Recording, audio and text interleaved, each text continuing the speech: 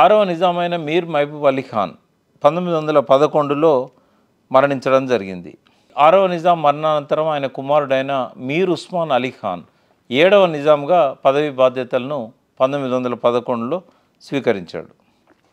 మహారాజా కిషన్ ప్రసాద్కు మీర్ ఉస్మాన్ అలీ ఖాన్కు మధ్య కొన్ని స్పర్ధలు వచ్చాయి. మీర్ మహబూబ్ అలీ ఖాన్ పాలనలో సైన్యాధికారిగా ఉన్న ఒక వ్యక్తి కిషన్ ప్రసాద్ను ప్రధానమంత్రి బాధ్యతలను తప్పిస్తే తనకు ప్రధానమంత్రిగా దివాన్గా అవకాశం వస్తుందని చెప్పి ఆయన కుట్రతోని మహారాజా కిషన్ ప్రసాద్ సంతకాన్ని ఫోర్జరీ చేసి బ్రిటిష్ రెసిడెంట్కి 7వ నిజాంగా ఈయన పనికిరాడు మీర్ ఉస్మాన్ అలీ ఖాన్, ఈయన అవసరం లేదు అని చెప్పి ఒక లేఖ రాసినట్టుగా అది కల్పించబడింది. అంటే వాస్తవంగా బ్రిటిష్ వారికి ఆ లేఖ అందింది బ్రిటిష్ రెసిడెంట్కి.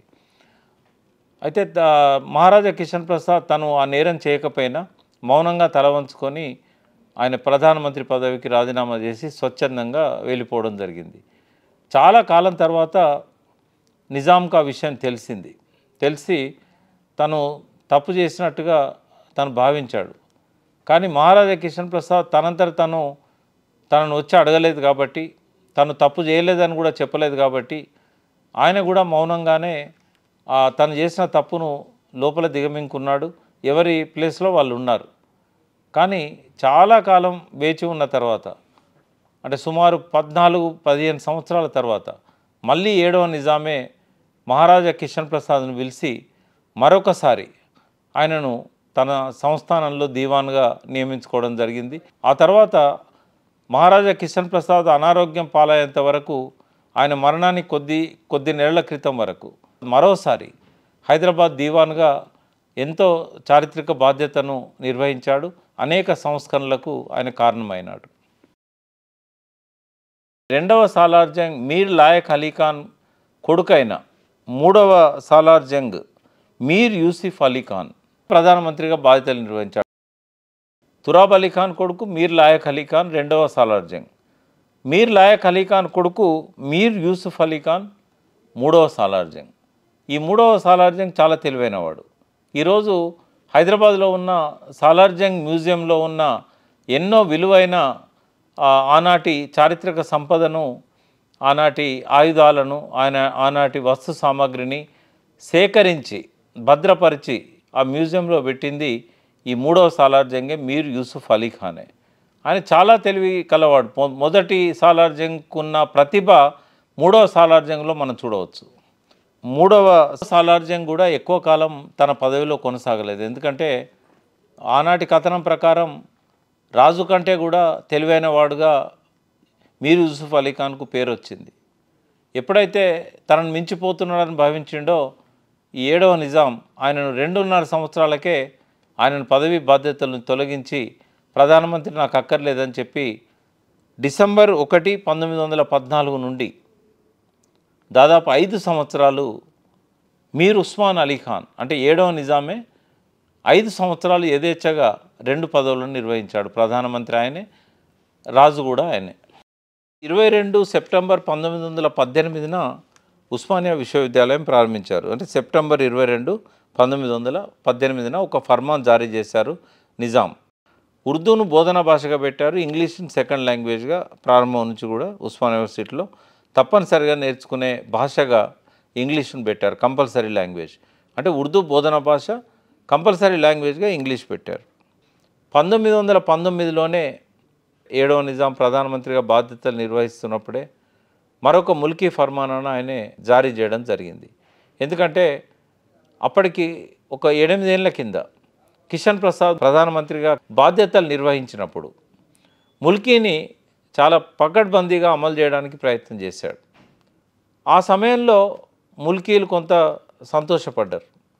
కానీ ఎప్పుడైతే కిషన్ ప్రసాద్ వైదొలిగాడో ప్రధాన బాధ్యతల నుంచి 1919 వరకు మళ్ళీ ఒకసారి ముల్కీ సమస్య తెర మీదకి వచ్చింది. ఈసారి హిందూ ముల్కీలు ముస్లిం ముల్కీల మధ్య ఒక సమస్య వచ్చింది. ఎప్పటిలాగానే నాన్ ముల్కీల మధ్య మరొక సమస్య వచ్చింది. అంటే నాన్ ముల్కీలను ఎదుర్కోవడానికి హిందూ ముల్కీలు ముస్లిం ముల్కీలు కూడా ఒక అండర్స్టాండింగ్లో ఉన్నారు. మనం చూసాం 1894 నాటికే 63 మందిలో 20 మంది మాత్రమే హిందూ ముల్కీలు, మిగిలిన 43 మంది నాన్ ముల్కీ హిందువులు. అప్పటికే పక్కనే ఉన్న ఆంధ్ర రాష్ట్రం, అది మద్రాస్ ప్రెసిడెన్సీలో భాగం. వారు వచ్చి ఇక్కడ ఉద్యోగాలలో భర్తీ చేయబడ్డారు, ఉన్నతోద్యోగాలలో భర్తీ చేయబడ్డారు. సో హిందువులలో కూడా ముల్కీ నాన్ ముల్కీ ఇష్యూ వచ్చింది. ముస్లింలలో ముల్కీ నాన్ ముల్కీ ఇష్యూ అంతకుముందు నుంచే కొనసాగుతూ వచ్చింది. సో మరొకసారి నిజాం, 7వ నిజాం వారిని శాంతింపజేయడానికి ముల్కీ ఫర్మానాను 1919లో మరొకసారి జారీ చేయడం జరిగింది. అయితే ఈ ఫర్మానా వచ్చే నాటికి విద్యావంతుల సంఖ్యలో తేడా చాలా తగ్గింది. ఎంతమంది ముస్లింలు విద్యావంతులు ఉన్నారో హిందువులలో కూడా అంతేమంది విద్యావంతులు రావడం మొదలైంది. అంటే ఫర్మానా వచ్చినప్పుడు ఉస్మానియా యూనివర్సిటీ అప్పుడే కొత్తగా ప్రారంభించారు. కానీ నిజాం కళాశాల అప్పటికి దాదాపుగా 30 సంవత్సరాలకు పైగా ప్రతి సంవత్సరం గ్రాడ్యుయేట్స్ను ఉత్పత్తి చేస్తూనే వచ్చింది. నిజాం కళాశాల నుంచి ఉత్తీర్ణులైన వారిలో గ్రాడ్యుయేట్స్లలో ఎక్కువ మంది హిందువులు ఉన్నారు. వారంతా కూడా మద్రాస్ యూనివర్సిటీకి అనుబంధంగా ఉన్న నిజాం కళాశాల నుంచి పట్టాలు తీసుకొని డిగ్రీ పూర్తి చేసుకొని వారు ఈ హైదరాబాద్ సివిల్ సర్వీసెస్ పరీక్షలు రాయడం, ఉన్నత ఉద్యోగాల కోసం అర్హతను సంపాదించడం, దానివల్ల సంఖ్యలో చాలా ఇదివరకు వ్యత్యాసం ఏదైతే ఉన్నదో అది బాగా తగ్గిపోయింది. ఇదివరకు 90% మంది ముస్లింలు ఉంటే 10% హిందువులు ఉండేవారు. ఇప్పుడు ఏంటంటే సమానంగా వీరి సంఖ్య తయారైంది. హిందూ గ్రాడ్యుయేట్స్ కూడా ఎక్కువ మంది ఉద్యోగాలు పొందడానికి అర్హతను సంపాదించారు. అదేవిధంగా యూనివర్సిటీ కాకుండా సాలార్జంగ్ ఏదైతే స్కూళ్ళను ప్రారంభించాడో 1856లోనే ఒక స్కూలు, దారుల్ ఉలూమ్ కళాశాల, అంటే ముందు ఓరియంటల్ కళాశాలగా ప్రారంభమైన ఆ కాలేజీ తర్వాత ఉన్నత విద్యకు అది ఆలంబనగా నిలిచింది. ఆ తర్వాత 1873లో ప్రారంభమైన ఆలియా స్కూల్, అది మొదట్లో ప్యాలెస్లో ఉన్న రాజ కుటుంబంలోని వారికే పరిమితమైన, ఆ తర్వాత ఆ స్కూల్ క్యాంపస్ బయటకు వచ్చి చాలామంది విద్యావంతులను ప్రొడ్యూస్ చేసింది. ఆ రోజు సంస్థానంలోని అధికారుల పిల్లల కోసం, పౌరుల కోసం, పనివారి పిల్లల కోసం, అంటే ప్యాలెస్లో పనిచేసే ఉద్యోగుల పిల్లల కోసం ఆనాడు మదరసా ఈ ఐజా అనే స్కూల్ని కూడా 1873లో సాలార్జంగ్ ప్రారంభించాడు. ఆ తర్వాత చాదర్ఘడ్ స్కూల్ అని, అది ఆబిడ్స్ ప్రాంతంలో ఆనాడు ప్రారంభించబడ్డాయి, తర్వాత చాదర్ఘడ్ ప్రాంతానికి వెళ్ళింది. సో ఇవన్నీ కూడా ఎక్కువ సంఖ్యలో విద్యావంతులను ఉత్పత్తి చేసినాయి. వీటిలలో ఎక్కువ మంది స్థానిక హిందువులు కూడా విద్యను అభ్యసించారు. సో చాలామంది డాక్టర్లు, ఇంజనీర్లుగా అర్హతలు పొందిన వాళ్ళు, వారంతా కూడా పట్టాలు తీసుకొని బయటకు వచ్చారు. కొంతమందిని ప్రభుత్వమే ఆనాటి ముస్లిం గ్రాడ్యుయేట్స్ను కొంతమందిని విదేశాలకు పంపి, ఇంగ్లాండ్కు పంపించి అక్కడ ఉన్నత విద్య అభ్యసించడానికి స్కాలర్షిప్స్ కూడా ఇచ్చింది. ఈ స్కాలర్షిప్స్ ఎక్కువగా ముస్లిం విద్యావంతులకు లభించాయి. అయితే 1919-20 నాటికి నాన్ ముల్కీలు ఎవరైతే సాలార్జంగ్ కాలంలో వచ్చి ఇక్కడ స్థిరపడ్డారో వారంతా కూడా ఇక్కడ బాగా అభివృద్ధి చెంది వారు కూడా ఒక ఉన్నత శ్రేణి వర్గంగా ప్రభుత్వాలను, నిజాం ప్రభుత్వాన్ని కూడా శాసించే స్థాయికి వాళ్ళు ఎదగడం జరిగింది. సో వారి హక్కులను, అంటే నాన్ ముల్కీలను వారు ఇంకా ఎక్కువ సంఖ్యలో ఇక్కడికి దిగుమతి చేసుకుంటూ ఉద్యోగాలలో భర్తీ చేయించడానికి వారు ప్రయత్నం చేస్తూ వచ్చారు. వారి పిల్లలందరూ కూడా ఇక్కడ స్థానికులు అయిపోయారు. సో ఆ రకంగా ముల్కీలు, నాన్ ముల్కీలు అనే తేడా వారి విషయంలో దూరం అయిపోయింది. ఎందుకంటే వారు 30, 40, 50 సంవత్సరాల నుంచి వారు ఇక్కడ స్థిరపడ్డారు ఉద్యోగాలలో. వారి పిల్లలందరూ కూడా ముల్కీలుగానే పరిగణించబడ్డారు. 1919 ఫర్మానా ప్రకారం కూడా వారంతా కూడా ముల్కీలుగానే చెల్లమనయ్యారు. 1919 ఫర్మాన్లో ఒక ప్రత్యేకమైన అంశం మనం చూసినట్టయితే, అంటే కిషన్ ప్రసాద్ ఏదైతే ఇంతకుముందు నిర్వచనం ఇచ్చాడో దాన్ని కొంచెం మరింత సుసంపన్నం చేస్తూ ప్రభుత్వ ఉద్యోగాలలో బయటి వారి కన్నా స్థానికులకే ఎక్కువ ప్రాధాన్యత ఇవ్వాలి అనేది 1919 ఫర్మాన్లోని 10వ పేరాలో స్పష్టంగా చెప్పడం జరిగింది. అప్పుడే ఒక మినహాయింపు కూడా పెట్టారు. ప్రత్యేక పరిస్థితులలో ప్రత్యేకమైన అర్హతలు అవసరమైన సందర్భాల్లో ఈ నిబంధన మినహాయించబడ్డది. అంటే ప్రతిదానికి ఒక క్లాజ్ ఉంటుంది, ఉప క్లాజ్. ఒకవేళ అట్లా మినహాయించాల్సిన పరిస్థితి వచ్చినప్పుడు మాత్రం ముందే అనుమతి తీసుకోవాలి ప్రభుత్వం, దాన్ని కూడా ఇంకొక క్లాజ్ దానికి చేర్చడం జరిగింది. అయితే ఇటువంటి వెసులుబాటును ఉపయోగించుకొని చాలామంది నాన్ ముల్కీలు ఇది ప్రత్యేక అర్హత అని, అంటే వారు ఇక్కడ ఉన్న ఉన్నతోద్యోగులు నాన్ ముల్కీలు కాబట్టి అలీగఢ్ యూనివర్సిటీలో చదివిన వాళ్ళకు, అక్కడ కోర్సు అభ్యసించిన వాళ్లకు ఈ కోర్సు చదివిన వాళ్ళే ఉద్యోగానికి దరఖాస్తు పెట్టుకోవాలి, ఈ కోర్సుతో పాటు ఇంగ్లీష్లో బోధన చదివిన వాళ్ళే దీనికి అర్హులని, ఇట్లా రకరకాలుగా సాకులు చూపి ఈ కొన్ని ఎక్సెప్షన్స్ ఏవైతే ఉన్నాయో మినహాయింపులు, వాటిని ఆసరా చేసుకొని చాలామంది నాన్ ముల్కీలు 1920 నుంచి 30 వరకు కూడా ఈ ఉద్యోగాలు చేజిక్కించుకున్నారు. అవన్నీ కూడా 1919 ఫర్మానాను, ముల్కీ ఫర్మానాను ఉల్లంఘించినవే. ముల్కీ లీగ్ అంటే ఏమిటి? ఉస్మానియా యూనివర్సిటీలో అది ఎప్పుడు ఏర్పాటైంది? దాని నేపథ్యం ఏమిటి వివరించండి. ముల్కీ లీగ్ అంటే ముల్కీ రాజకీయ ఉద్యమమే. అంటే ముల్కీలు తమ హక్కుల కోసం స్థానికంగా ఉన్న తమకు ఉద్యోగాలు రావాలని ఉత్తర భారతదేశం నుంచి కానీ, బొంబాయి మద్రాస్ ప్రెసిడెన్సీల నుంచి కానీ ఇక్కడ ఉద్యోగాలలో భర్తీ అవుతున్న వారికి వ్యతిరేకంగా ఇచ్చిన నినాదమే ముల్కీ లీగ్. ఇది ఒక ముల్కీ రాజకీయ ఉద్యమంగా దీన్ని చూడాలి. ఇది 1930వ దశకంలో ఉస్మానియా యూనివర్సిటీ విద్యార్థులు దీన్ని ప్రారంభించాలని చెప్పొచ్చు. వారితో పాటుగా రాజకీయ నాయకులు, అప్పటి న్యాయవాదులు, అప్పుడు వచ్చిన ప్రజల్లో వచ్చిన చైతన్యానికి అనుగుణంగా అనేక సంస్థలు వెలిశాయి. సో వాటి గురించి మనం తెలుసుకుందాం. ఈ ముల్కీ లీగ్నే నిజాం సబ్జెక్ట్స్ లీగ్ అని కూడా అంటారు. ముల్కీ లీగ్నే నిజాం సబ్జెక్ట్స్ లీగ్. ఈ 1918లో ఉస్మానియా యూనివర్సిటీ ఏర్పడ్డప్పుడు అధికార భాష ఉర్దూ అని నిజాం ప్రకటించాడు. ఈ ఉర్దూలో బుక్స్ రాయాలి కాబట్టి ఇంగ్లీష్ నుంచి ఉర్దూలోకి ట్రాన్స్లేట్ చేయడం కోసం అక్కడ ఒక ప్రచురణల విభాగాన్ని ఉస్మానియా యూనివర్సిటీలో ఏర్పాటు చేశారు. ఈ ప్రచురణల విభాగంలో ఉర్దూ ట్రాన్స్లేషన్ కోసం ఉత్తర భారతదేశం నుంచి లక్నో, అదేవిధంగా అలీగఢ్ ఆ ప్రాంతాల నుంచి ఉర్దూలో ప్రావీణ్యత గల వాళ్ళను, నాన్ ముల్కీలను తీసుకొచ్చి ఉస్మానియా యూనివర్సిటీలో ఈ అనువాద విభాగంలో వాళ్ళని నియమించడం జరిగింది. అట్లాగే డిపార్ట్మెంట్స్లలో కూడా ఉర్దూ భాషలో బోధించడం కోసం ఎంతోమంది ప్రొఫెసర్లను ఉత్తర భారతదేశం నుంచి తీసుకొచ్చి ఉస్మానియా యూనివర్సిటీలో ప్రొఫెసర్స్ ఉద్యోగాలు వాళ్ళకి ఇవ్వడం జరిగింది. ఇది ఇలా ఉండగా దక్కనీ ఉర్దూ, లక్నవీ ఉర్దూ అనే రెండు భావనలు ఈ ఉస్మానియా యూనివర్సిటీలో తలెత్తినాయి. ఎందుకంటే ఎవరైతే ఉత్తర భారతదేశం నుంచి వచ్చిన నాన్ ముల్కీ ఉర్దూ వాళ్ళు ఉన్నారో వారు కొద్ది అహంభావంతో మాదే అసలైన ఉర్దూ, మీ ఇక్కడి హైదరాబాదీలకు ఉర్దూ తెలియదు, మీరు ఉర్దూ మాట్లాడలేరు, మీరు రాసేది సరైన ఉర్దూ కాదు అని ఈ రకంగా వాళ్ళు ద్వేషించడం, వాళ్ళకు మధ్య వైషమ్యాలు పెరిగిపోవడం. మనం ఇక్కడ ఉర్దూ భాషలో గ్రాడ్యుయేట్స్ అయిన వాళ్ళము, పోస్ట్ గ్రాడ్యుయేట్స్ అయిన వాళ్ళం మనం ఉండగా ఈ నార్త్ ఇండియా నుంచి లక్నవీ ఉర్దూ వాళ్ళని తీసుకురావడం ఏంది అసలు? ఎందుకంటే సంస్కృతిలో కూడా కొంత తేడా ఉంటుంది, ఆచార వ్యవహారాల్లో కూడా తేడా ఉంటుంది. మతం ఒకటే కావచ్చు, అంత ముస్లిమ్సే కావచ్చు. అయితే ఇక్కడ ఏంటంటే హిందువులలో కూడా ఉర్దూలో చదివి ప్రావీణ్యులైన వాళ్ళు, ఉర్దూలో అద్భుతంగా మాట్లాడగలిగే వాళ్ళు, మంచిగా రాయగలిగే వాళ్ళు ఇక్కడ కూడా ఉన్నారు. హిందువులలో ఉన్నారు, ముస్లింలలో ఉన్నారు. అయితే దక్కనీ ఉర్దూకు, లక్నవీ ఉర్దూకు కొంత వ్యత్యాసం ఉంటుంది. సో ఈ భాషా వ్యత్యాసం వల్ల వారు మాదే అసలైన భాష అని చెప్పి మీకు రాదు అన్నట్టుగా ఈ రకంగా కొన్ని వైషమ్యాలకు, వివాదాలకు తావిచ్చే విధంగా వారు మాట్లాడడం అనేది ఇక్కడ వాళ్ళకు నచ్చలేదు. సరిగ్గా అదే సమయంలో అంటే ఏది ప్రామాణిక భాష అనే దాని మీదనే ఇవి వివాదాలన్నీ కూడా జరిగినాయి.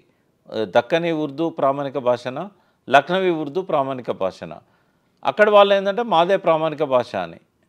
దీన్ని మన హైదరాబాద్ ఉర్దూ ప్రావీణ్యులు ఎవరైతే ఉన్నారో ప్రొఫెసర్స్ కావచ్చు, ఉస్మానియాలో ఉన్న స్టూడెంట్స్ కావచ్చు, దీన్ని వ్యతిరేకించారు వాళ్ళ వాదనల్ని. ఇది ముందుగా ఉస్మానియా యూనివర్సిటీలో మొదలైంది. ఇది బోధనా సిబ్బంది అంతా కూడా అంటే ఉర్దూ డిపార్ట్మెంట్లోనే కాకుండా ఉస్మానియా యూనివర్సిటీలోని ప్రతి డిపార్ట్మెంట్లో కూడా ఉర్దూలోనే బోధనా భాష కాబట్టి ఈ అధ్యాపకులంతా కూడా రెండు వర్గాలుగా విడిపోయారు, నాన్ ముల్కీలు, ముల్కీలు. దక్కనీ సంస్కృతిని, దక్కనీ ఉర్దూను సమర్థించేవారు, లక్నవీ ఉర్దూను సమర్థించేవారు. భాష అనే దాని మీద ఈ వివాదం మొదలైంది. అది ఆ భాషతో పరిమితం కాకుండా సాంస్కృతిక పరమైన ప్రశ్నలకు కూడా దారితీసింది. అంటే సంస్కృతే వేరు, లక్నవీ సంస్కృతి వేరు, దక్కని సంస్కృతి వేరు అని చెప్పి.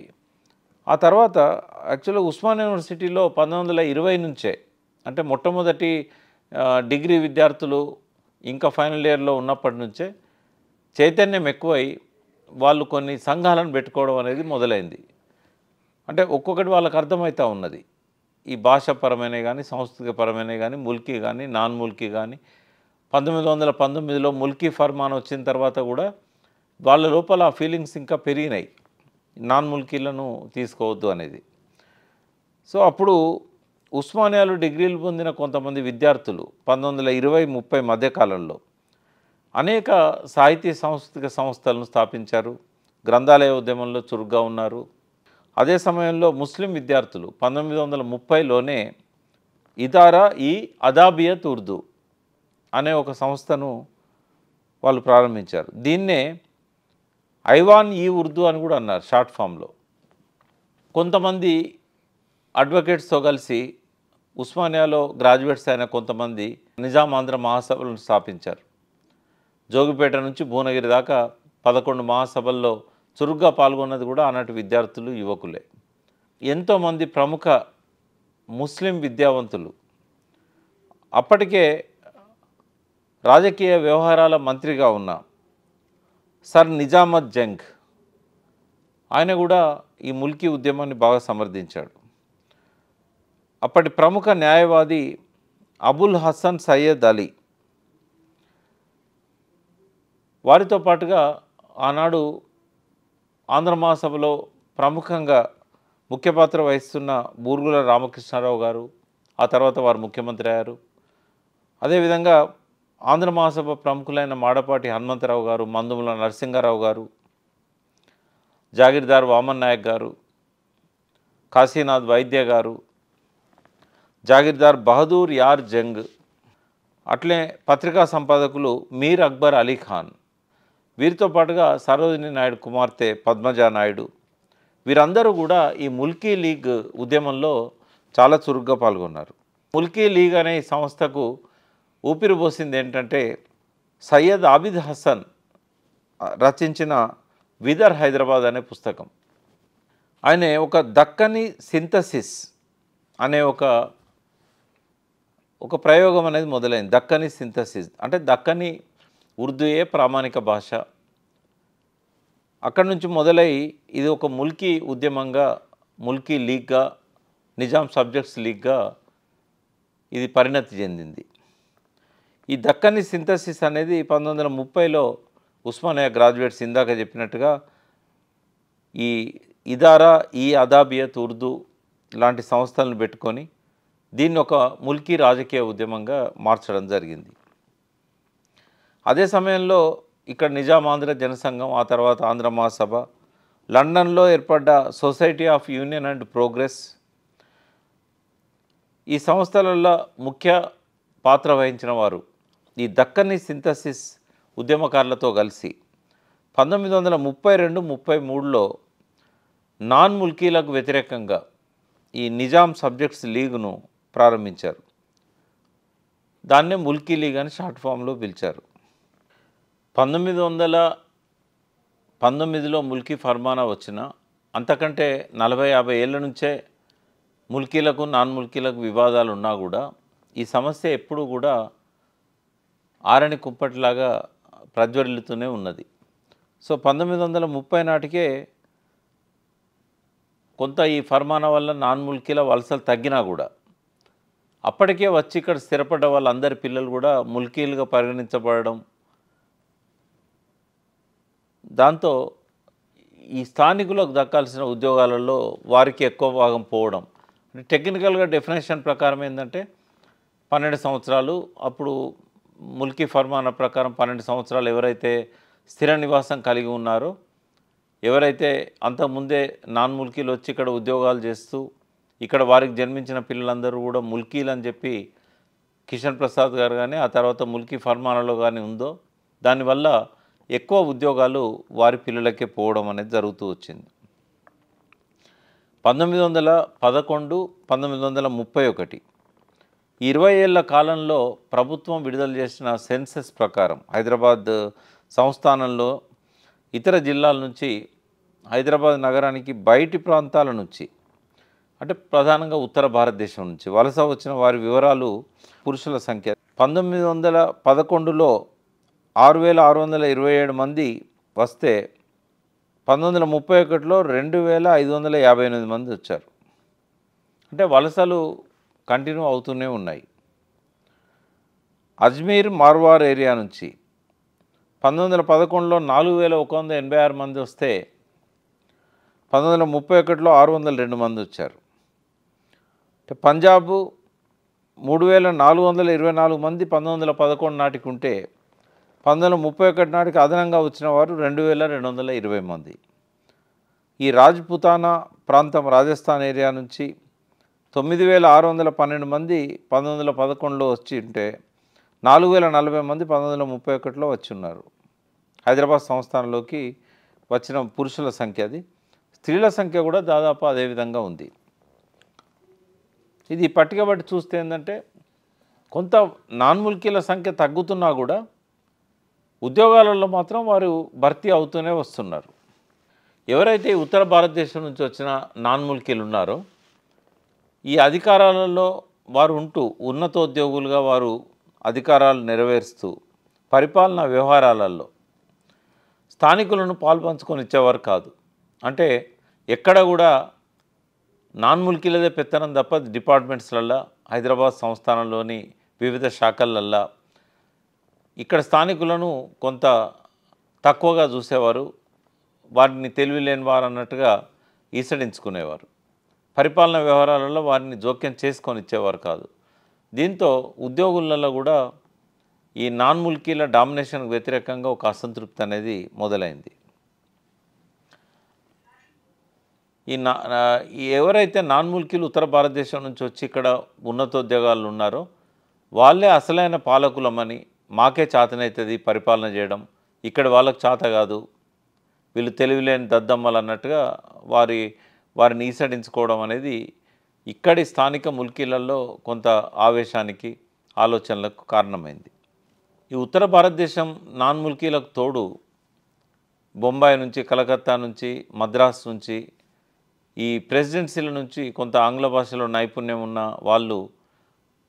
వాళ్ళు కూడా వీళ్ళకు తోడై హైదరాబాదీలను అవమానించడం అనేది జరుగుతూ వచ్చింది. సో ఎప్పుడైతే ఒక పేట్రియాటిక్ మూమెంట్ లాగా ముల్కీ ఉద్యమం వచ్చింది, ముల్కీ లీగ్ ఉద్యమం 1932 నాటికే అదొక దేశభక్తియుత ఉద్యమంలాగా మొదలైంది ఉస్మానియా యూనివర్సిటీలో. కొంత హైదరాబాద్ నగరానికే పరిమితమైందని కూడా చెప్పొచ్చు. దక్కని సంస్కృతి, దక్కని భాష పరిరక్షణే వారి ప్రధాన లక్ష్యంగా వారు ప్రకటించుకున్నారు. వారి ఆశయాలన్నింటినీ కూడా విదర్ హైదరాబాద్ పుస్తకంలో సయ్యద్ ఆబిద్ హసన్ స్పష్టంగా పేర్కొనడం జరిగింది. దక్కని సంస్కృతి, భాషా పరిరక్షణే తమ ధ్యేయం అని చెప్పి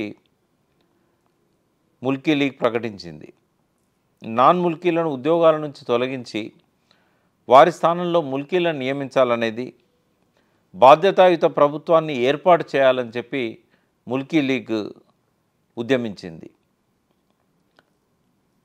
అంటే ఆనాటి ప్రభుత్వంలో ఒక రెస్పాన్సిబిలిటీ కరువైంది, జవాబుదారీతనం కరువైంది. ప్రభుత్వం బాధ్యతాయుత ప్రభుత్వం ఉండాలి. అదేవిధంగా బ్రిటిష్ వారి ఒత్తిడిని, సలహాలను నిజాం పక్కన పెట్టాలని చెప్పి తను గతంలో ఎట్లయితే ఒక గొప్ప పాలకునిగా మీర్ మహబూబ్ అలీ ఖాన్ కానీ, సాలార్ జంగ్ కానీ, 7వ నిజాం కానీ వ్యవహరించాడో అదే పద్ధతిలో నిజాం పాలనకు ఒక పూర్వ వైభవం తీసుకురావాలి. ఈ చిన్న చిన్న వాటికి, పెద్దవాటికి ప్రతిసారి బ్రిటిష్ వాళ్ళ ఒత్తిళ్లకు లోను కావద్దు. వారు నిజాం కూడా ఆ రకమైన సలహాను ఇవ్వడం జరిగింది. ఇది ప్రజల్లో కూడా ప్రచారం చేశారు. ప్రభుత్వం అనేది బాధ్యతాయుతంగా ఉండాలి, బ్రిటిష్ వారి ఒత్తిళ్లకు లొంగకూడదు, లోను కావద్దు. సో నిజాం పట్ల వారు తమ విధేయతను, గౌరవాన్ని ప్రకటించారు. ముల్కీ లీగ్ అనేది నిజాం వ్యతిరేక సంస్థ కాదు. ఎందుకంటే ఇందులో చాలా ప్రముఖులైన ఒక మంత్రి ఉన్నాడు, సర్ నిజామత్ జంగ్. ఆయనే రాజకీయ వ్యవహారాల మంత్రి నిజాం సంస్థానంలో. అట్లాగే బూరుగుల రామకృష్ణరావు లాంటి వాళ్ళు, మాడపాటి హనుమంతరావు లాంటి వాళ్ళు, పద్మజానాయుడు లాంటి వాళ్ళు, పెద్ద పెద్ద వాళ్ళు ఉన్నారు ఇందులో. వారంతా కూడా ఏమాత్రం జంకు గొంకు లేకుండా వారు నిజాంకే వారు సలహా ఇస్తూ ప్రజల్లో ప్రచారం చేశారు, బ్రిటిష్ వారి ఒత్తిడికి లొంగవద్దని. సో వారి ప్రధాన డిమాండ్స్తో పాటుగా దేశభక్తియుత డిమాండ్స్ కూడా పెట్టడం, నిజాం యొక్క సర్వస్వతంత్రతను గౌరవించి వారు పూర్వ వైభవం తీసుకురావాలి వారి పాలనకు అనేది ఒక రకంగా నిజాంకు విధేయులుగానే ముల్కీ లీగ్ అనేది వ్యవహరిస్తూ వచ్చింది. ఇంకొక మాట కూడా వాళ్ళు ఏమన్నారంటే, నిజాం సార్వభౌమాధిపత్యం, రాజ్యాంగబద్ధమైన పరిపాలన సంస్థానంలో పూర్వం ఎట్లా అమల్లో ఉన్నదో జాగీర్దార్ల దేశ్ముఖుల వ్యవస్థ కూడా తిరిగి ఏర్పడాలని కూడా ముల్కీ లీగ్ అభిప్రాయం. అంటే దేశ్ముఖులు జాగీర్దారులు బలంగా ఉంటే నిజాం బలంగా ఉంటాడు అని నమ్మారు వాళ్ళు. వాస్తవంగా ఈ ముల్కీ లీగ్లో నాయకత్వం వహించిన ప్రముఖులు ఎక్కువ మంది భూస్వామ్య కుటుంబాల నుంచి వచ్చిన వారు. ఈ జాగీర్దారులు దేశ్ముఖులకు సన్నిహితంగా ఉండేవారు కూడా ఉన్నారు అందులో. వారు ముస్లిం నాయకులైనా హిందూ నాయకులైనా వారంతా కూడా ఆనాటి జాగీర్దారులకు, దేశ్ముఖులకు, నిజాంకి చాలా సన్నిహితంగా ఉన్న వాళ్ళు కూడా ఈ ముల్కీ లీగ్లో ఉన్నారు. ఇది మతాలకు అతీతంగా నాన్ ముల్కీ వ్యతిరేక ఉద్యమాన్ని దృఢపరిచింది. అంటే గతంలో మనం చూసాం, సాలార్జంగ్ కాలంలో ఉత్తర భారతదేశ ముల్కీలకు, హైదరాబాద్ ముల్కీలకు మధ్య ఇద్దరు కూడా ముస్లింలే. ఉత్తర భారతదేశం నుంచి వచ్చిన ముస్లిం నాన్ ముల్కీలకు వ్యతిరేకంగా హైదరాబాద్లో ఉన్న ముస్లిం ముల్కీలు వారి మధ్య వివాదాలు వచ్చినాయి. వారు వారి ఆధిపత్యాన్ని వ్యతిరేకించారు. ఇక్కడ ముల్కీలు ఉత్తర భారతదేశ ముల్కీల ఆధిపత్యాన్ని వ్యతిరేకించారు. మతపరంగా చూస్తే ఇద్దరు ముస్లింలే. అదేవిధంగా మహారాజా కిషన్ ప్రసాద్ ప్రధానమంత్రిగా ఉన్న సమయంలో కొంత హిందువులు కూడా గ్రాడ్యుయేట్స్ కావడం మొదలైంది. 1919లో ఫర్మానా వచ్చే నాటికి ఉస్మానియా యూనివర్సిటీ కూడా వచ్చింది.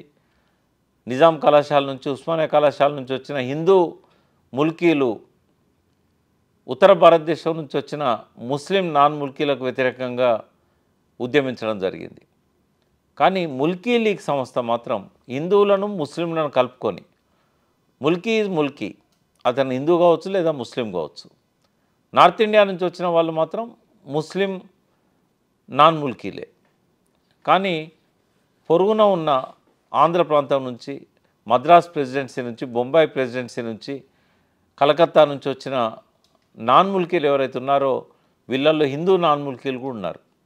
అంటే ప్రారంభంలో ఇది ముస్లిం ముల్కీ నాన్ ముల్కీల మధ్య ఉన్న వివాదాలు మతాలకు అతీతంగా ముల్కీ నాన్ ముల్కీ సమస్యగా 1935 నాటికి పరిణతి చెందాయి. అయితే కేవలం ముల్కీ సమస్య మీదనే ఉద్యమించినట్టయితే నిజాం ప్రభుత్వం దీన్ని అణచివేయచ్చు లేదా పట్టించుకోకపోవచ్చు అని చెప్పి వారు ఆనాటి బూరుగుల రామకృష్ణరావు లాంటి వాళ్ళు, పద్మజా నాయుడు లాంటి వాళ్ళు, సర్ నిజామత్ జంగ్ లాంటి వాళ్ళు దీనికి అనేక ఇతర దేశభక్తియుత అంశాలను జోడించారు. ఒక బాధ్యతాయుత ప్రభుత్వం కావాలని, అదేవిధంగా బ్రిటిష్ వారు ఒత్తిళ్లకు లొంగకూడదని, నిజాం పాలనకు పూర్వ వైభవం కావాలని, ముల్కీల హక్కులను కాపాడుతూ నాన్ ముల్కీలను ఆ ఉద్యోగాల నుంచి తొలగించి వెనక్కి పంపాలని, ఇక్కడ స్థానికంగా ఉన్న ఉద్యోగాలను ముల్కీలకే ఇవ్వాలని కొన్ని డిమాండ్స్ పెడుతూ మిగతా డిమాండ్స్ కూడా ఈ ముల్కీ లీగ్ అనే సంస్థ ప్రజల ముందుకు తీసుకొచ్చింది. అదే సమయంలో అయ్యంగార్ కమిటీతోని నిజాం సంస్కరణల కోసం రాజకీయ సంస్కరణలు మరొకసారి మనం ఇంతకుముందు చూసాం. ఒకసారి 1892లో కానూన్ చా ముబారిక్ పేరుతో రాజకీయ సంస్కరణలు వచ్చాయి. మళ్ళీ 1919, 1920 ఆ కాలంలో రాజకీయ సంస్కరణలు తీసుకొచ్చారు. మళ్ళీ 1937, 38లో అయ్యంగార్ కమిటీ అనేది ఒకటి నియమించి మళ్ళీ రాజకీయ సంస్కరణలకు శ్రీకారం చుట్టారు 7వ నిజాం. సో ఆ రాజకీయ సంస్కరణలను ప్రభావితం చేసే విధంగా ముల్కీ లీగ్ తన డిమాండ్స్ను ప్రజల్లో ప్రచారం చేసిందని చెప్పొచ్చు. అయితే 1933-35 నాటికే నిరుద్యోగ సమస్య చాలా తీవ్రమైంది హైదరాబాద్ రాష్ట్రంలో కూడా. అంతకుముందేమో ఉద్యోగాలలో నియమిద్దామంటే అర్హత కలిగిన వాళ్ళు దొరకని పరిస్థితి. ఎప్పుడైతే ఈ విద్యా సంస్థలను వచ్చి ఇటు నిజాం కాలేజీ అటు ఉస్మానియా యూనివర్సిటీ గ్రాడ్యుయేట్స్ని ప్రొడ్యూస్ చేయడం మొదలుపెట్టిందో, వ్యవసాయ విశ్వవిద్యాలయం కావచ్చు, అదేవిధంగా మెడికల్ స్కూల్ కావచ్చు, ఇంజనీరింగ్ కాలేజీలు కావచ్చు, గ్రాడ్యుయేట్స్ని ఎప్పుడైతే ఉత్తీర్ణులను చేస్తూ వచ్చాయో హైదరాబాద్ నగరంలో కూడా నిరుద్యోగ సమస్య మొదలైంది. ఈ నిరుద్యోగ సమస్య ముల్కీ లీగ్కు బాగా ప్రాణం పోసింది. ఎందుకంటే మన దగ్గర నిరుద్యోగులుగా అర్హులైన వారు ఉంటే నాన్ ముల్కీలను తీసుకొచ్చి మన మీద ఎందుకు రుద్దుతున్నారు? ఈ మద్రాసీలు మనకెందుకు? ఈ బొంబాయి నుంచి, కలకత్తా నుంచి, లక్నో నుంచి ఎందుకు తీసుకొచ్చి మన మీద రుద్దాలి? సో ఒక 5-6 సంవత్సరాలు ఒక బలమైన ముల్కీ భావనను ప్రజల్లో ప్రచారం చేసింది ముల్కీ లీగ్ ఉద్యమం. 1937-38 వచ్చే నాటికి తెలంగాణ, హైదరాబాద్ సంస్థాన రాజకీయాలలో పెను మార్పులు చోటు చేసుకున్నాయి. ఆర్య సమాజ్ ఉద్యమం కావచ్చు, వందే మాతరం ఉద్యమం కావచ్చు, కాంగ్రెస్ పార్టీ హైదరాబాద్లో కాంగ్రెస్ పార్టీ స్థాపన కావచ్చు, అదేవిధంగా కమ్యూనిస్టు పార్టీ కూడా ఆవిర్భావం కోసం కొంత ఏర్పాట్లు సన్నాహాలు జరగడం, మరోపక్క ఆంధ్ర మహాసభ ఉద్యమం ఉధృతం కావడం, నిజామాంధ్ర మహాసభలో కూడా 2 వర్గాలుగా కమ్యూనిస్టులు కాంగ్రెస్లో ఉన్న, అదేవిధంగా మితవాదులు అనుకునేవారు కావచ్చు, భూస్వాములు కావచ్చు, 2 వర్గాల మధ్య ఒక పోటీ అనేది 37-38లోనే మొదలు కావడం, ఇదంతా కూడా రాష్ట్ర సంస్థాన రాజకీయాలలో పెను మార్పులకు కారణమైంది. దాంతో సహజంగానే ముల్కీ లీగ్ ఉద్యమంలో ఉన్నవారంతా విడిపోయారు. కొందరు కాంగ్రెస్ పార్టీలో ప్రముఖ పాత్ర వహించారు. ఆ తర్వాత సంస్థాన కాంగ్రెస్లో బూరుగుల రామకృష్ణారావు గారు కానీ, అదేవిధంగా మాడపాటి హనుమంతరావు గారు, మందుముల నరసింహారావు గారు, ఇట్లాంటి వారంతా కాంగ్రెస్లో ప్రముఖ పాత్ర వహిస్తూ రాజకీయ కార్యక్రమాలకు ఎక్కువ ఇంపార్టెన్స్ ఇచ్చారు. స్వాతంత్రోద్యమంలో గాంధీ నెహ్రూలతో కలిసి సరోజినీ నాయుడు, పద్మజా నాయుడు గారు వారు యాక్టివ్గా పనిచేయడం మొదలుపెట్టారు. ఈ ముల్కీ లీగ్ సంస్థ యొక్క కార్యకలాపాలన్నీ కూడా 37 నాటికి తగ్గిపోయినాయని చెప్పొచ్చు. 1937లో అప్పటి 7వ నిజాం మీర్ ఉస్మాన్ అలీ ఖాన్ హైదరాబాద్ సంస్థాన పరిస్థితులను అధ్యయనం చేసి అవసరమైన సంస్కరణలను సూచించాల్సిందిగా, రాజకీయ సంస్కరణల కోసం అవసరమైన ప్రతిపాదనలను తయారు చేసి ఇవ్వాల్సిందిగా దివాన్ బహదూర్ 63 అయ్యంగార్ ఆయన ఆధ్వర్యంలో, ఆయన చైర్మన్గా ఒక కమిటీని ఏర్పాటు చేయడం జరిగింది. దివాన్ బహదూర్ 63 అయ్యంగార్ ఈయన 1937లో ఈ సంస్కరణలకు ఒక ప్రాతిపదిక తయారు చేయడం కోసం అనేక మందితో చర్చలు జరపడం, పరిస్థితులను అధ్యయనం చేయడం ఈ కమిటీ. ఆ సందర్భంగా ముల్కీ లీగ్ కూడా అయ్యంగార్ గారి దృష్టికి ఈ ముల్కీ, నాన్ ముల్కీ సమస్యలను తీసుకుపోవడం జరిగింది. హైదరాబాద్లో స్థానికంగా అర్హత కలిగిన ముల్కీలు ఉన్నా కూడా నాన్ ముల్కీలకే ఎక్కువ ఉద్యోగాలు లభిస్తున్నాయనేది ఈ ముల్కీ లీగ్ 63 అయ్యంగార్ దృష్టికి తీసుకొచ్చిన ముఖ్యమైన సమస్య. ఎప్పుడైతే ఈ రాజకీయ సంస్కరణల కమిటీ దృష్టికి ఈ సమస్య వచ్చిందో వారు దాని మీద కొంత దృష్టి పెట్టడం జరిగింది. ఈ సమస్యను పరిశీలించడానికి అయ్యంగార్ కొంత కృషి చేశారు. ఆనాటి ముల్కీ లీగ్ డిమాండ్స్లలో ఇంకొకటి కూడా ఏంటంటే హైదరాబాద్ పబ్లిక్ సర్వీస్ కమిషన్ ఏర్పాటు చేయాలనేది. ఈ హైదరాబాద్ పబ్లిక్ సర్వీస్ కమిషన్ ద్వారా నియామకాలు జరిపినట్టయితే ముల్కీలకు న్యాయం జరుగుతుందని వారు భావించారు. 19 జూలై 1939న అయ్యంగార్ కమిటీ వివిధ సంస్కరణలను సూచిస్తూ నిజాం ప్రభుత్వానికి తమ నివేదిక సమర్పించింది 1939 జూలై 19న. అందులో ముల్కీ నిబంధనలను మరింత కఠినతరం చేయాలని, ఉద్యోగాల నియామకానికి సంబంధించిన కొన్ని పద్ధతులను, కొన్ని విధానాలను ఈ కమిటీ సూచించింది. దానికి తగినట్లే 63 అయ్యంగార్ ఏదైతే నిబంధనలను కఠినతరం చేయాలని చెప్పి కొన్ని పద్ధతులను, విధానాలను రాజ్యాంగ సంస్కరణల నివేదిక ద్వారా సూచించారో దాన్ని దృష్టిలో పెట్టుకొని 1945లో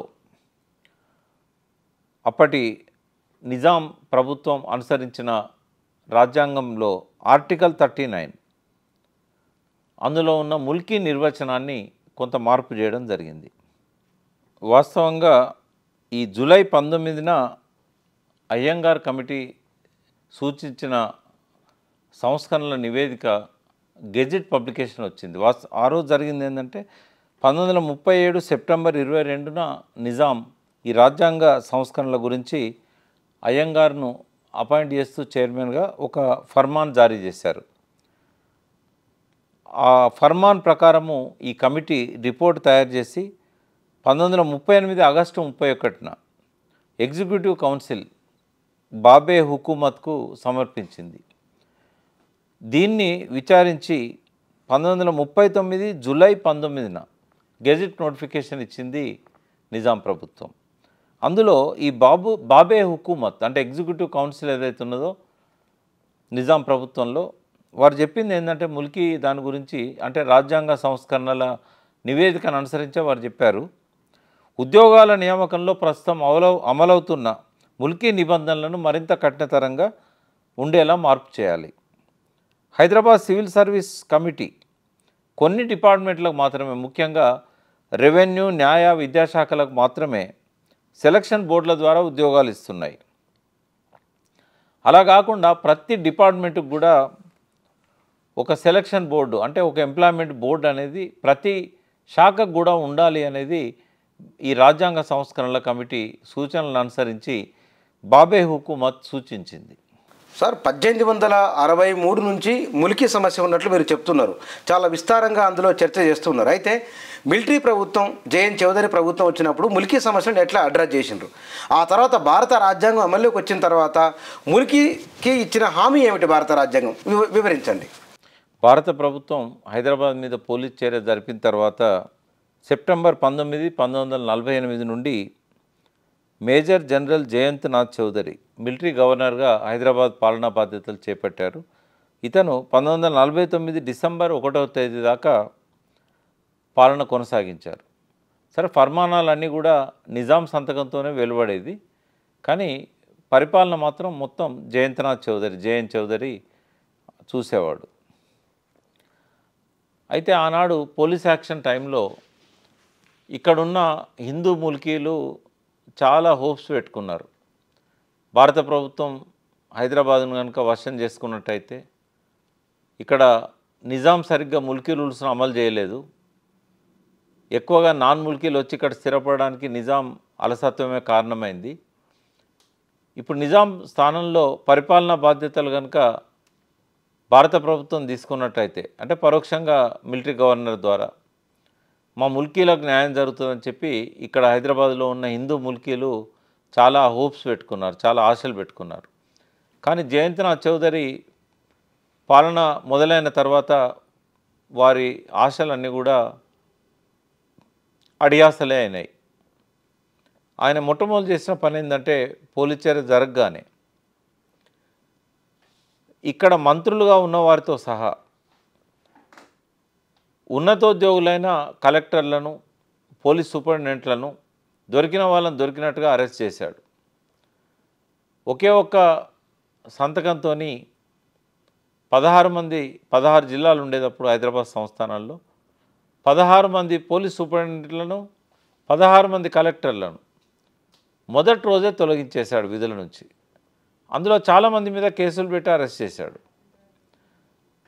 అయితే ఆనాటికి ఉన్నతోద్యోగులు మొత్తం, ఆనాటి మంత్రులు కావచ్చు, ఉన్నతోద్యోగులు కావచ్చు, అందరూ కూడా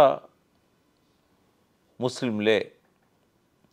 అయితే వారి స్థానంలో మాకు అవకాశం వస్తుంది అని చెప్పి హైదరాబాద్లో ఉన్న హిందువులు భావించింది. కానీ జరిగింది ఏంటంటే బొంబాయి, మద్రాస్, బెంగాల్ ప్రెసిడెన్సీల నుంచి ఇక్కడికి వచ్చి స్థిరపడ్డ ఆంగ్ల భాష ప్రావీణ్యులు అనే పేరుతోని వాళ్లకు ఈ పదవులు వచ్చినాయి తప్ప హైదరాబాద్లో ఉన్న హిందువులకు రాలే. అంటే మళ్ళీ ఒకసారి జయంత్నాథ్ చౌదరి భారతదేశ స్వతంత్ర పాలనలో కూడా ముల్కీలకు అన్యాయం జరిగింది. అట్లాగే మిలిటరీ ప్రభుత్వం ఈ సివిల్ సర్వీసెస్లోని అర్హత గల ముస్లింలను తగ్గించే ప్రయత్నం కూడా చేసింది. అంటే ఒక యాంటీ ముస్లిం పాలసీని జయంతనాథ్ చౌదరి ప్రభుత్వం అనుసరించిందని చెప్పొచ్చు. న్యాయస్థానాల్లో జడ్జీలుగా ఉన్న ముస్లింలకు కూడా బలవంతపు రిటైర్మెంట్ అనేది జయంత్ చౌదరి పాలనలో జరిగింది. కొంతమందిని రాష్ట్రం వెలుపలికి బదిలీ చేశారు. ఏ ముస్లింను కూడా ప్రభుత్వ ఉద్యోగాలలో నియమించరాదని చెప్పి ఒక అనఫిషియల్ పాలసీని జయంత్ చౌదరి ప్రభుత్వం అమలు చేసింది. దాంతో స్థానిక ముల్కీలైన ముస్లింలకు కూడా అన్యాయం జరిగిందని చరిత్రకారులు ఆనాటి పరిశోధకులు చెప్పారు. జయంత్ చౌదరి పాలన పూర్తయిన తర్వాత వచ్చిన వెల్లోడి గారు అంటే ఒక సివిల్ సర్వీసెస్ అధికారి 1949 డిసెంబర్ 1 నుంచి ప్రధానమంత్రిగా, ఆ తర్వాత జనవరి 26, 1950 నుంచి ముఖ్యమంత్రిగా బాధ్యతలు నిర్వహించిన వెల్లోడి గారు కూడా ముల్కీలకు న్యాయం చేయలేదనే విమర్శ చరిత్రలో బలంగా ఉంది. అయితే ఈ జయంత్ చౌదరి అనుసరించిన ముస్లిం వ్యతిరేక విధానం కానీ, తదనంతరం వెల్లోడి అనుసరించిన విధానం కానీ నెహ్రూకు నచ్చలేదు. ఆనాటి ప్రధాని నెహ్రూ భారత రాజ్యాంగం అమల్లోకి వచ్చిన తర్వాత డిసెంబర్ 23, 1950న ఎన్జి అయ్యంగార్ అంటే ప్రభుత్వ కార్యదర్శి హైదరాబాద్ అప్పుడు రాష్ట్రమైంది. జనవరి 26న హైదరాబాద్ కూడా ఒక రాష్ట్రంగా భారత రాజ్యాంగంలో భాగమైంది. కాబట్టి హైదరాబాద్ రాష్ట్ర ప్రభుత్వ కార్యదర్శి ఎన్జి అయ్యంగార్కి నెహ్రూ ఒక లేఖను డిసెంబర్ 23, 1950న రాస్తూ హైదరాబాద్ అధికారులు ముస్లిం సివిల్ సర్వెంట్ల పట్ల వ్యవహరిస్తున్న తీరు అభ్యంతరకరమైనదని చెప్పి, యోగ్యత గల ముస్లింలను బయటికి పంపడం వెనుక దాగిన ఉద్దేశం మతతత్వంతో కూడిందని, ఈ విధానాన్ని విడనాడాలని సాక్షాత్తు ప్రధాని నెహ్రూ హైదరాబాద్ రాష్ట్ర ప్రధాన కార్యదర్శికి లేఖ రాయడం జరిగింది. అంటే ముస్లింల మీద వ్యతిరేకత ప్రభుత్వ ఉన్నతోద్యోగులు కావచ్చు, ఉద్యోగాలలో ఉన్న ముస్లింల పట్ల కావచ్చు, జనరల్ చౌదరి పోలీస్ యాక్షన్ తర్వాత మొదలైన ఆ వ్యతిరేకత వెల్లోడి పాలనలో కూడా కొనసాగిందని చెప్పి ఇది మనకు తెలియజేస్తూ ఉంది. అయితే ఉస్మానియా యూనివర్సిటీలో అప్పటిదాకా ఉర్దూ బోధనా భాషగా ఉండేది. భారత రాజ్యాంగం అమల్లోకి వచ్చిన తర్వాత ఇంగ్లీష్ను బోధనా భాషగా చేయడం జరిగింది. దాంతో హిందూ ముల్కీలు ఎవరైతే ఉన్నారో వాళ్ళు చాలా ఆనందించారు. ఈ లక్నవీ ఉర్దూ, దక్కని ఉర్దూ అనే సమస్య పోయింది. తర్వాత ఇంగ్లీష్లో బోధన అనేది ఇక్కడ హిందువులంతా కూడా వెల్కమ్ చేశారు. ఇక్కడ విద్యార్థులు కావచ్చు, ప్రొఫెసర్స్ కావచ్చు, విద్యావంతులు, మేధావులు అందరూ కూడా. అయితే ఇక్కడ ఒక నష్టం కూడా జరిగింది. ఉస్మానియా యూనివర్సిటీలో ఎప్పుడైతే బోధనా భాష ఆంగ్లము అని చెప్పారో అప్పటిదాకా ఉర్దూలో గ్రాడ్యుయేట్స్ అయిన వాళ్ళందరికీ ఒక సమస్య వచ్చింది. మళ్ళీ ఉద్యోగాల భర్తీలో ఆంగ్లంలో డిగ్రీ పూర్తి చేసిన వారికి, ఉన్నత విద్యను ఆంగ్ల భాషలో చదివిన వారికి ప్రాధాన్యత ఇవ్వడం మొదలుపెట్టారు మళ్ళీ ఉద్యోగాలలో. ఎందుకంటే మీడియం ఇంగ్లీష్కు మారింది కాబట్టి. మళ్ళీ మద్రాసు, బొంబాయి, కలకత్తా ఆ ప్రాంతాల నుంచి వలస వచ్చిన ఆ డిగ్రీ పూర్తి చేసుకున్న వాళ్ళకి మళ్ళీ ఉద్యోగాలలో ప్రథమ స్థానం లభించింది. ఆంగ్ల భాష బోధనా భాష అయింది కాబట్టి ఆంగ్లంలో డిగ్రీ చేసిన వాళ్ళకు ప్రాధాన్యత ఇవ్వడం మొదలైంది. సో మళ్ళీ ఉస్మానియా యూనివర్సిటీలో మరోసారి నాన్ ముల్కీల ప్రాబల్యం కొనసాగుతూ వచ్చింది. 1946, 48 మధ్యకాలంలో అంటే అప్పటికి 7వ నిజాం పరిపాలన కొనసాగుతూ ఉంది. హైదరాబాద్ ప్రభుత్వం మిలిటరీ, పోలీసు, ఎక్సైజ్ ఇటువంటి శాఖల్లో ఒక 50,000 మంది ముస్లింలను నియమించాడు. కానీ వీరిలో హైదరాబాద్ సంస్థానంలోని ముస్లింల సంఖ్య చాలా తక్కువ. ఎక్కువ మంది నాన్ ముల్కీ ముస్లింలే. వీరంతా బయట నుంచి వచ్చి ఉద్యోగాల్లో భర్తీ అయినారు. వారిని తొలగించి ముస్లిం వ్యతిరేకతతోని ఇక్కడ వివిధ డిపార్ట్మెంట్స్లలో ఉన్న వాళ్ళని తొలగించిన తర్వాత స్థానికులకు అవకాశం రాకుండా మళ్ళీ ఈ హైదరాబాద్కు మిలిటరీ బయటి ప్రావిన్సెస్ ఏదైతే మద్రాసు, బొంబాయి, కలకత్తా నుంచి తీసుకొచ్చి నింపారో దీనివల్ల ఇక్కడ ముల్కీలంతా కూడా స్వాతంత్రం వచ్చిన తర్వాత భారత రాజ్యాంగంలో హైదరాబాద్ భాగమైన తర్వాత కూడా తమకు న్యాయం జరగడం లేదని వాపోయారు. అదే 1952లో మరొక ముల్కీ ఉద్యమానికి ఆ ఫీలింగ్స్ ఆ ఎమోషన్సే కారణమైనాయి.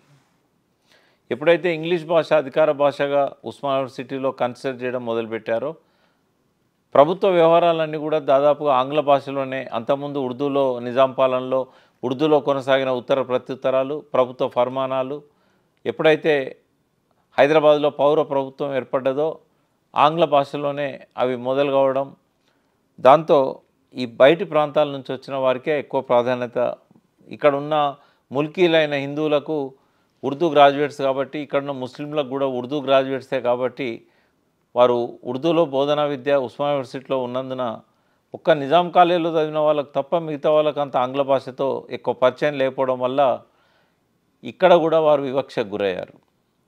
ఈ ఆంగ్ల భాషలో నైపుణ్యం ఉన్నవారు వారికే పాలన చాతనైద్దని, మిగతా వాళ్ళు పాలనకు అర్హులు కారని, వారికి అధికారులుగా ఉన్నా కూడా వారికి పరిపాలించడం చేత కాదని చెప్పి మళ్ళీ విమర్శలు, మళ్ళీ ఈసడించడాలు, మళ్ళీ ఒక వివక్ష మొదలైంది.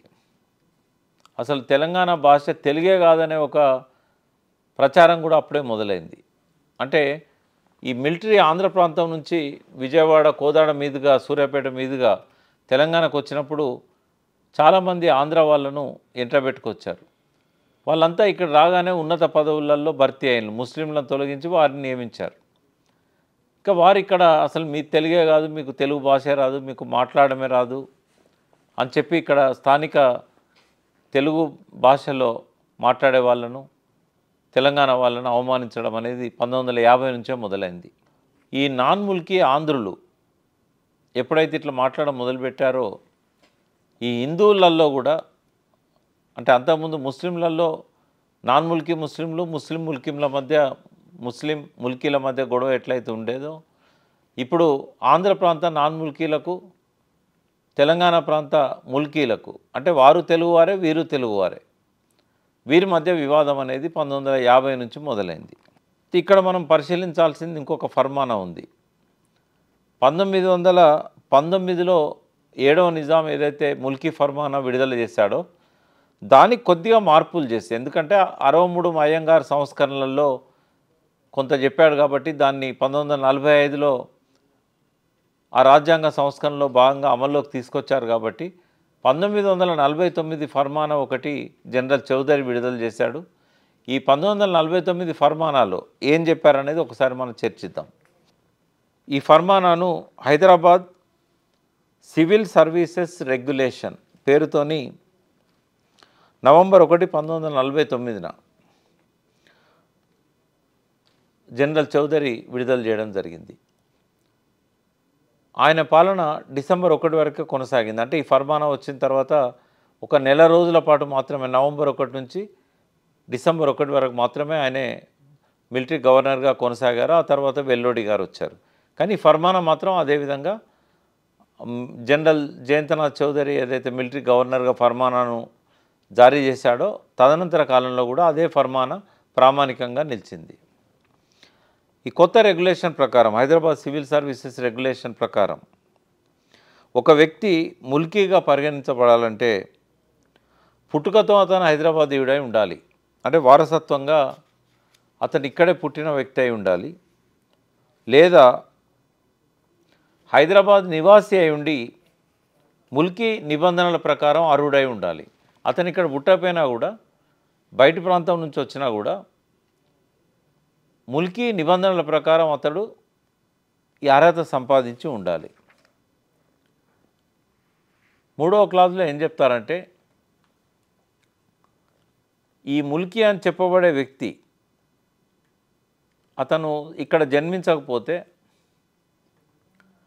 ఆ వ్యక్తి పుట్టే నాటికి, అంటే అతని తండ్రి ఇక్కడ జన్మించకపోయినట్టయితే కుమారుడు పుట్టే నాటికి ఆ తండ్రి ప్రభుత్వంలో 15 సంవత్సరాలు సర్వీస్ పూర్తి చేసుకొని ఉండాలి. అంటే ఎవరైనా ఒక ఉద్యోగి నాన్ ముల్కీ ఇక్కడ ఉద్యోగంలో భర్తీ అయి ఇక్కడే పిల్లల్ని కన్నట్టయితే అతని డేట్ ఆఫ్ బర్త్ నాటికి, ఆ పిల్లవాడి డేట్ ఆఫ్ బర్త్ నాటికి ఆ తండ్రి సర్వీస్ 15 సంవత్సరాలు పూర్తి అయి ఉండాలి. అప్పుడు అతనికి పుట్టుకతోనే అతన్ని ముల్కీగా పరిగణిస్తారు.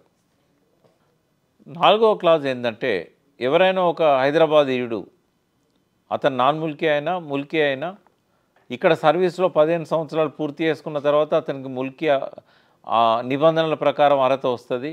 అట్లాగే స్థానిక ముల్కీ ఎవరైనా హైదరాబాద్ నివాసి ఇక్కడ పుట్టుకతోనే ముల్కీ అర్హతలు పొందిన వ్యక్తి ఎవరైనా బయటి ప్రాంతాల నుంచి అమ్మాయిని పెళ్లి చేసుకున్నట్టయితే, అంటే హైదరాబాద్కు బయట ఉన్న ఏ ప్రాంతం నుంచి అయినా ఒక స్త్రీని వివాహం ఆడి ఉంటే by virtue of their marriage, అంటే ఆ పెళ్లి సందర్భంగా ఆమె ఇక్కడి కాపురానికి వస్తుంది కాబట్టి ఆమె ముల్కీగా పరిగణించబడుతుందని చెప్పి మొదటి నిబంధనలో హైదరాబాద్ సివిల్ సర్వీసెస్ రెగ్యులేషన్లో ముల్కీ నిబంధనలు పెట్టడం జరిగింది. రెండవ నిబంధనలో ఏం చెప్తారంటే, ఒక వ్యక్తిని హైదరాబాద్ యూనిగా పరిగణించాలంటే, అంటే ముల్కీగా పరిగణించాలంటే అతను పుట్టే నాటికి అతని తండ్రి ముల్కీ అయి ఉండాలి. ఇంతకుముందు చెప్పినట్టే నాన్ ముల్కీ 15 సంవత్సరాల సర్వీసెస్ పూర్తి చేసుకొనున్నా అతని పుట్టే కొడుకు ముల్కీ అవుతాడు. ఒకవేళ వేరే నిబంధనల ప్రకారం తండ్రి ముల్కీ అయి ఉంటే ఆ పిల్లవాడికి కూడా ముల్కీ పుట్టుకతోనే వర్తిస్తుంది. మూడవ నిబంధనలో ముల్కీగా పరిగణించబడే వ్యక్తి హైదరాబాద్ రాష్ట్రంలో 15 సంవత్సరాల స్థిర నివాసం కలిగి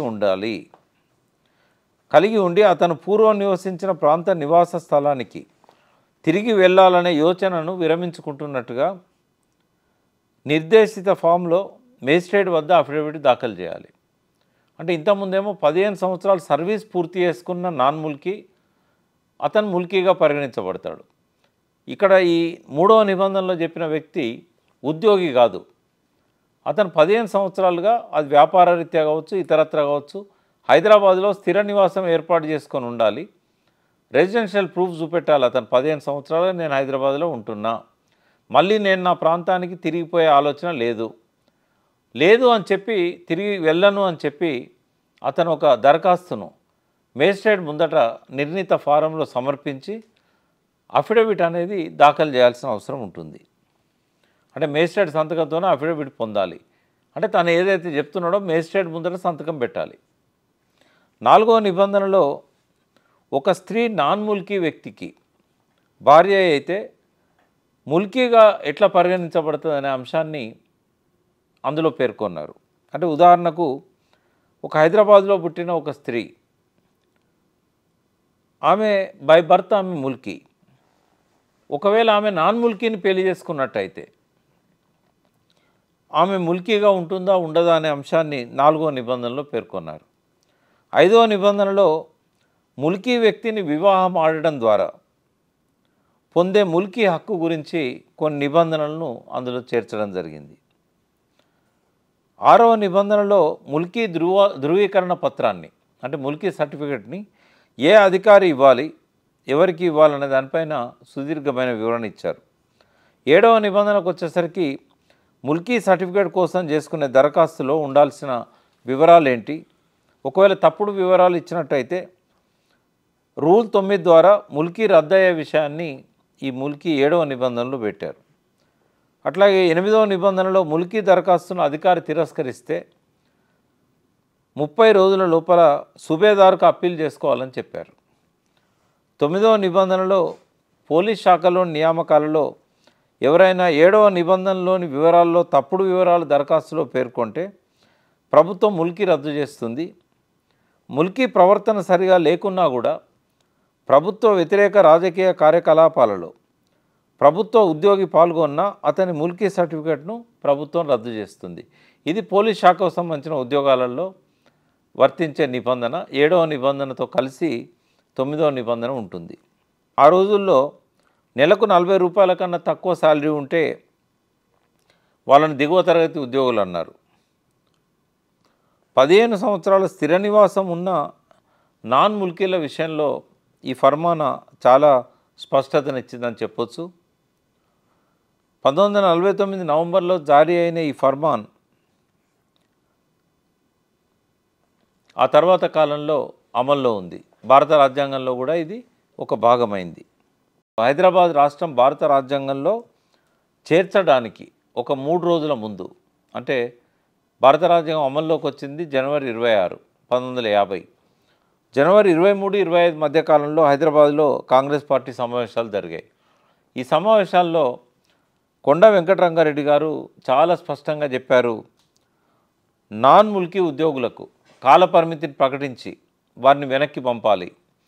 ఆ ఉద్యోగాలు ఏవైతే ఖాళీ అవుతాయో వాటిని స్థానికులతోని భర్తీ చేయాలి. ఈ ప్రకటనకు చాలా ప్రాధాన్యత ఉంటుంది. భారత రాజ్యాంగంలో 1950 జనవరి 26న రాజ్యాంగం అమల్లోకి వచ్చినప్పుడు ఆ రాజ్యాంగంలోని పార్ట్ బి రాష్ట్రాల జాబితాలో హైదరాబాద్ రాష్ట్రాన్ని చేర్చారు. ఈ రాజ్యాంగంలోని 35వ అధికరణం కింద 35 క్లాస్ బి, ఈ అధికరణం ద్వారా ముల్కీ నిబంధనలకు రాజ్యాంగ రక్షణ కల్పించింది భారత ప్రభుత్వం. అంటే 1949లో ఫర్మానా ఏదైతే జయంతనాథ్ చౌదరి మిలిటరీ ప్రభుత్వం జారీ చేసిందో ఆ ముల్కీ నిబంధనలను యథాతథంగా భారతదేశంలో అధికారికంగా ఒక రాష్ట్రమైన తర్వాత కూడా ఈ ముల్కీ నిబంధనలను అమలు చేయాలని చెప్పి ఆర్టికల్ 35 క్లాస్ బిలో వీటిని చేర్చి రాజ్యాంగ రక్షణలు ఈ ముల్కీ నిబంధనలకు కల్పించింది ఆనాటి నెహ్రూ ప్రభుత్వం. ఆ తర్వాత ఆ ముల్కీ నిబంధనలకు స్థానికంగా వెల్లోడి ప్రభుత్వం కొన్ని సవరణలు ప్రయత్నించింది. 14/6/1950 అంటే రాజ్యాంగం అమల్లోకి వచ్చిన తర్వాత ఒక 5 నెలల తర్వాత ఒక సర్క్యులర్ జారీ చేసి ముల్కీగా పరిగణింపబడాలంటే 15 సంవత్సరాల నివాసార్హత ఉండాలనే ముల్కీ విధానాన్ని, ప్రభుత్వ ఏకీకృత విధానాన్ని, యూనిఫామ్ పాలసీని ప్రవేశపెట్టేదాకా ఉద్యోగుల నియామకాలలో విధిగా అనుసరించాలని చెప్పి వెల్లోడి ప్రభుత్వం సర్క్యులర్ జారీ చేసింది. అంటే రాజ్యాంగంలో ముల్కీ నిబంధనలకు రక్షణ ఇచ్చారు కాబట్టి హైదరాబాద్ ప్రభుత్వంలో ఏ ఉద్యోగంలో నియామకం చేపట్టినా కూడా, ఏ శాఖలో నియామకం చేపట్టినా కూడా 15 సంవత్సరాల నివాసార్హత ఎవరికైతే ఉంటుందో వారినే ముల్కీగా పరిగణించాలి. ఇది ఎప్పటిదాకా అమల్లో ఉంటుందంటే ఈ ఏకీకృత సర్వీస్ విధానం ఎప్పుడైతే ప్రవేశపెడతామో అప్పటి వరకు ఈ నిబంధనలు అమల్లో ఉండాలి అని చెప్పి వెల్లోడి ప్రభుత్వం ఒక సర్క్యులర్ ద్వారా అన్ని శాఖలకు నోటీస్ జారీ చేసింది. అయితే అందులో ఇంకొక అంశం కూడా ఏం పెట్టిందంటే ముల్కీ నిబంధనలో పూర్వం ఉన్నట్టు పుట్టుకతో కానీ లేదా తండ్రి 15 ఏళ్ళు సర్వీసు పూర్తి చేసినందున సంక్రమించే ముల్కీ అర్హత గురించి కానీ వీటిని పెద్దగా పట్టించుకోవాల్సిన అవసరం లేదు అని చెప్పి ఈ వెల్లోడి జారీ చేసిన సర్క్యులర్లో పేర్కొనడం గమనార్హం. అంటే 3 రకాలుగా మనము ముల్కీని చూడాలి. అంటే ఒక స్థానికత, ఒకటేమో బై బర్త్, రెండవది 15 సంవత్సరాల సర్వీస్ పూర్తి చేసి ఉండాలి, మూడవది 15 ఏళ్ళుగా నివసించి ఉండాలి హైదరాబాద్ రాష్ట్రంలో. అయితే ఈ చివరిది మాత్రమే పట్టించుకోవాలి, మొదటి రెండు అంత ముఖ్యం కాదు. అంటే ఇక్కడ పుట్టిండా లేదా, ఇక్కడ 15 ఏళ్ళ సర్వీస్ పూర్తి చేసిండా లేదా అనేటి అవసరం లేదు. అతను ఇక్కడ 15 ఏళ్ళ నుంచి ఉన్నట్టు రెసిడెన్స్ సర్టిఫికేట్ ఉంటే చాలు అని చెప్పి ఒక సవరణ వెల్లోడి ప్రభుత్వం తీసుకొచ్చింది. ఇంకొక మాట కూడా 1951లో వెల్లోడి ప్రభుత్వం 51 సెప్టెంబర్ 18న ఇంకొక సర్క్యులర్ జారీ చేస్తూ ఇదే విధానాన్ని కొనసాగించాలని చెప్తూనే 15 ఏళ్ళ నివాస అర్హత అంటే 15 ఏళ్ళుగా నివసించి ఉన్నట్టయితే అతను ముల్కీ, ఓన్లీ రెసిడెన్షియల్ సర్టిఫికేట్ ఉంటే చాలు. ఆ మధ్యకాలంలో సపోజ్ ఆ 15 సంవత్సరాల కాలంలో ఏదైనా ఉద్యోగ అవసరం కోసమో లేకుంటే ఏదైనా ఇతర కారణాలపైన కొంతకాలం పాటు అతను ఇక్కడ కంటిన్యూగా ఉండకుండా వేరే రాష్ట్రానికో వేరే ప్రాంతానికో పోయి వచ్చినట్టయితే దాన్ని అనర్హతగా భావించవద్దు, 15 సంవత్సరాల్లో భాగంగానే పరిగణించాలి అని చెప్పి ఆ సర్క్యులర్లో చెప్పడం జరిగింది. అయితే ఈ రకమైన నివాసార్హత మాత్రమే ముల్కీ అని చెప్పడం వల్ల ఈ తప్పుడు నివాస ధృవీకరణ సర్టిఫికెట్లు తీసుకొని కొంతమంది నాన్ ముల్కీలుగా చెల్లమని కావడం జరిగింది. ఇవన్నీ కూడా యువకుల్లో, విద్యావంతుల్లో ఒక ఆవేశాన్ని రెచ్చగొట్టి 1952 సెప్టెంబర్ నాటికి ఒక మహోద్యమ రూపంలో ముల్కీ ఉద్యమం అనేది వరంగల్లో, హైదరాబాద్లో రావడం జరిగింది. ఆ తర్వాత హైదరాబాద్ రాష్ట్రంలోని అన్ని ప్రాంతాలకు, ప్రధానంగా ఎక్కడైతే విద్యా సంస్థలు ఎక్కువగా ఉన్నాయో ఆ ప్రాంతాలకు ఇది విస్తరించింది. ఈ 1952 నాటికి ముల్కీ ఉద్యమం ఏ రకంగా విస్తరించింది, ముల్కీ సమస్య ఎట్లా ఉందనే దాన్ని మరొక ఎపిసోడ్లో చూద్దాం.